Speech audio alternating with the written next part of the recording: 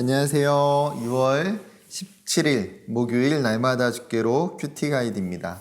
함께 나눌 본문은 출애굽기 8장 16절부터 32절까지입니다.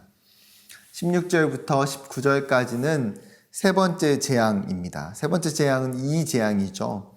여기서 나오는 이는 모깃과에 속하는 각다귀라는 견해가 가장 많습니다.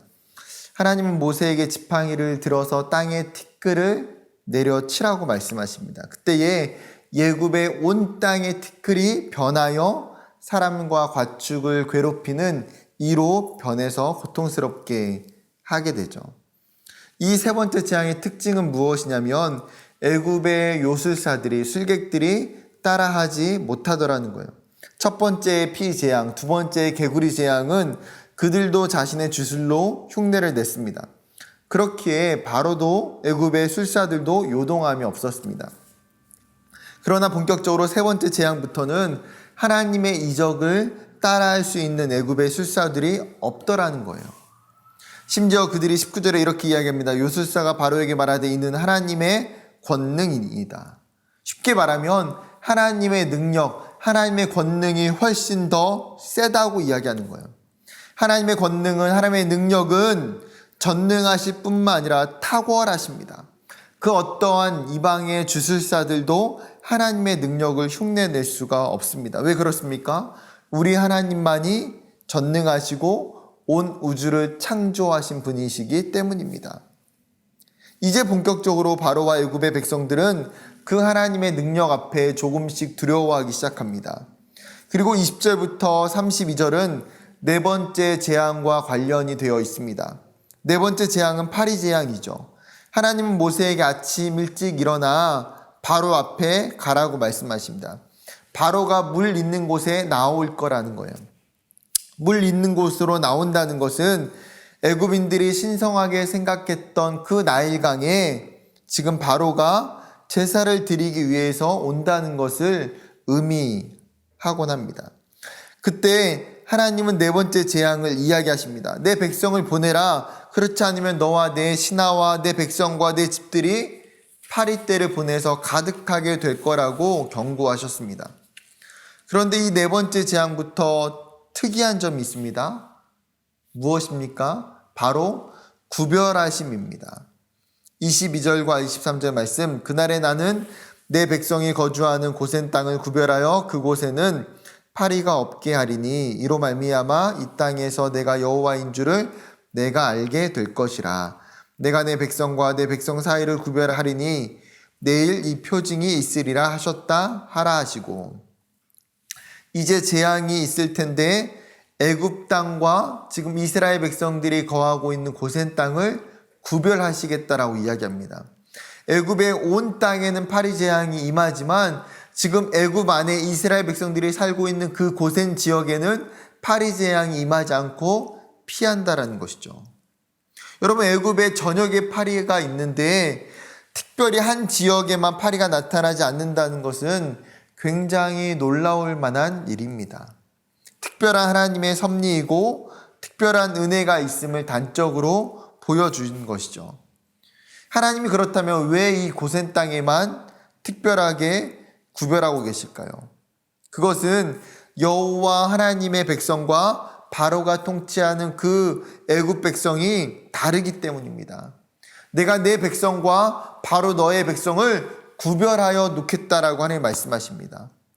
하나님이 끊임없이 이 10가지 재앙을 이야기하시면서도 중요한 게 이스라엘은 내 백성이라고 이야기하는 거예요.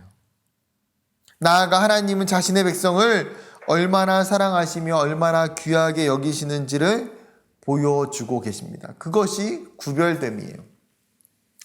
하나님은 분명하게 자신의 자녀들과 백성들을 하나님을 모르는 백성과 나누시고 구별하시는 분이십니다. 이 말이 무슨 뜻입니까? 하나님께서 저와 여러분을 구별하신다는 거예요. 하나님이 저와 여러분을 선택하시고 부르셨고 구별하여 놓으셨습니다. 내가 그들은 세상의 다른 백성들과 동일하게 대하지 않겠다는 거예요. 때로는 세상의 고난 속에서도 나의 권능으로 내 백성들을 돌보시고 지켜주시겠다라는 것이죠. 그렇다고 해서 하나님께서 모든 고난과 고통으로부터 그의 백성을 지키고 피해 나가도록 하시는 것은 아닙니다. 하나님은 바로가 세상이 하나님의 백성들을 자신의 백성 취급할 때에 그 세상에서 하나님의 백성들을 끄집어서 건져내시겠다는 것입니다. 우리가 기억해야 할 것은 구별됨입니다. 하나님께서 분명하게 우리를 구별하셔서 그분의 백성 삼으시고 마치 고센 땅에서 우리를 보호하시는 것처럼 지켜주실 때에 우리가 그 하나님의 놀라운 은혜와 섭리를 감사하고 기뻐하고 찬양하며 하나님께 영광 올려드려야 된다는 사실입니다. 다시 본문으로 돌아와서 이 파리 재앙이 일어나자 바로가 모세를 부릅니다. 그리고 무엇을 협상합니까? 너희가 가서 이 땅에서 너희 하나님께 제사를 드리라는 거예요. 바로가 굉장히 교묘하게 협상을 합니다. 하나님께서 모세와 아론을 통해서 이 백성을 여호와를 섬기고 제사하기 위해 약속의 땅으로 가야 한다고 주장했는데 바로는 그것을 지금 이곳 애굽에서 하라는 거예요. 모세는 바로의 제안을 그럴 수 없다고 단호하게 거절합니다. 이번에는 다시 한번 바로가 교묘하게 협상을 벌입니다. 너희가 제사하러 가는데 광야에 가서 제사를 하되 너무 멀리는 가지 말고 가서 너희는 나를 위해서 간구하라고 이야기합니다. 지금 바로가 제사를 보내는 목적이 무엇입니까?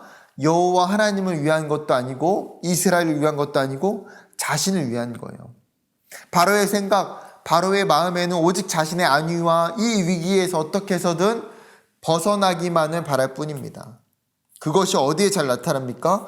모세가 여호와께 간구하여 파리떼가 다 물러갔을 때에 어떻게 해야 돼요? 이제는 그러면 하나님을 섬기고 바로가 하나님의 백성들을 풀어줘야 되는 것 아닙니까? 그런데 바로는 이때에도 그의 마음을 완강하게 하고 이스라엘을 보내지 않습니다. 이런 바로의 모습, 바로의 태도는 자신의 이익을 위해서, 자신의 위기를 위해서 여호와를 이용하고 있는 악함을 보여줍니다. 나의 위기와 나의 문제가 해결되기 위해서는 여호와가 필요하고 그 능력이 필요한 것이죠. 나의 위기가 해결되고 나면 어떻습니까? 다시 원위치로 돌아갑니다. 이런 바로의 모습과 이런 현상들이 우리의 신앙 속에서도 나타날 수 있다는 거예요. 하나님을 믿고 섬기지는 않지만 하나님의 능력을 부정하지 않습니다. 나에게 어려움이 찾아올 때 정말 간절히 하나님께 도움을 요청하며 하나님의 도움으로 그 위기들이 물러가기를 원합니다. 그러나 그 어려움이 해결되고 나면 어느덧 다시 불신앙의 그 자리로 돌아와 있는 거예요. 즉 하나님을 나의 도움의 대상으로만 보는 것이지 나의 구원의 대상, 내가 섬겨야 할 진짜 주인으로 보지 않는 것입니다. 우리의 신앙은 어떠해야 될까요? 우리가 하나님 섬기는 그 목적과 태도는 무엇에 있습니까? 그것은 우리 자신을 위함이 아니라 여호와 하나님을 위함이 있습니다. 우리의 유익을 위해서 신앙생활하고 믿는 것이 아니라는 것이죠. 하나님을 위하여, 하나님의 영광을 위하여 신앙생활하고 믿음을 가지고 살아가는 것입니다.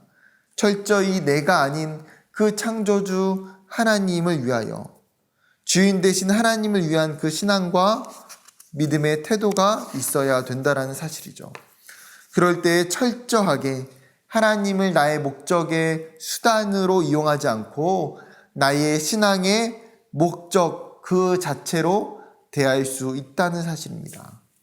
오늘 하루도 내 삶의 온전한 목적이시고 이유가 되시는 그 하나님으로 인하여서 기뻐하며 감사하며 찬양하며 영광 돌리는 귀한 하루 되기를 주님의 이름으로 축복합니다. 감사합니다.